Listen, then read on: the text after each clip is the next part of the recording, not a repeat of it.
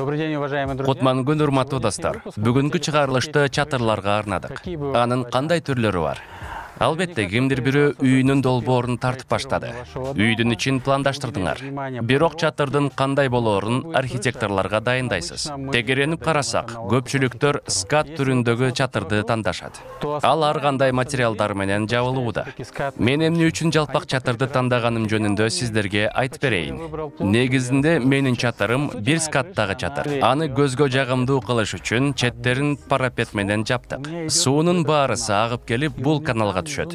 Анда эки эле суу агызган түтүк бар. Азыр ылдый түшүп көрөлү.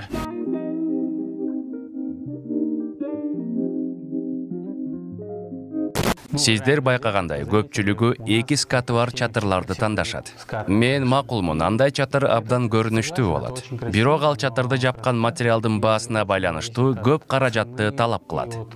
Эми скаттык жана жалпак чатырлардын өзгөчөлүктөрү жөнүндө маек кылалы. Үй куруунун стандарттык 3 түрү бар.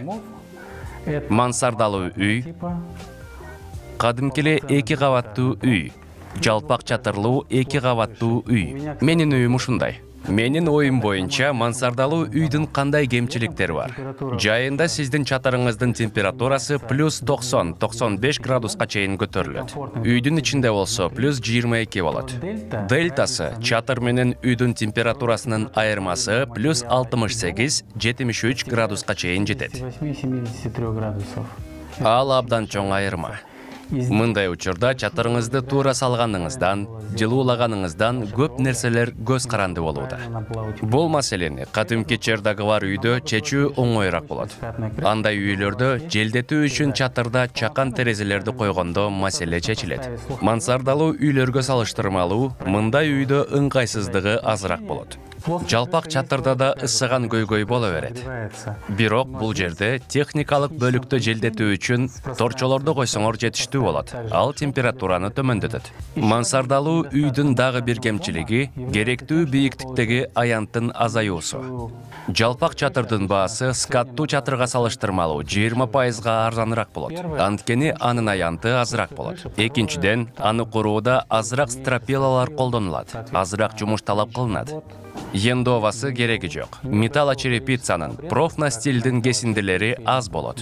Фронтондун жоктугу да баанын төмөндөшүнө таасир кылат. Үйдүн ээси катары өзүңүзгө көрүнбөгөн көрүнүктүү чатырды курууда кымбат металлочерепица, боелгон профнастил, жумшак кровля жана башка кымбат материалдар колдонулат. Дагы бир жакшы жактарынын бири суу кетирген түтүктөрдүн аз саны жана ага байланыштуу көйгөйлөрдүн жоктугу. Суу кетирген түтүктөрдүн көптүгү да көйгөйлөрдү жарата берет. Аны ыпыр-сыпырдан тазалоо керек.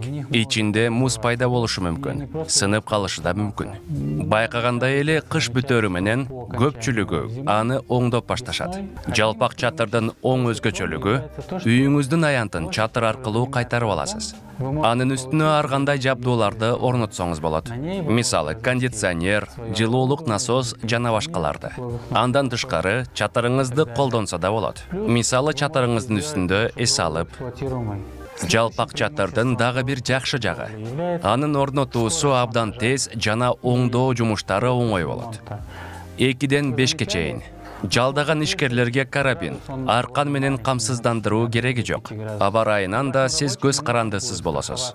Мисалы, жамгыр же кар жааса, скаттуу чатырдагы жумуш токтоп калат. Жалпак чатырда болсо жумуш жүрө берет. Скаттуу чатырдын дагы бир кемчилиги чатырдын үстүнө кар токтоткон чоо коюлушу керек. Ал да акчага келет, чатырда тешилет.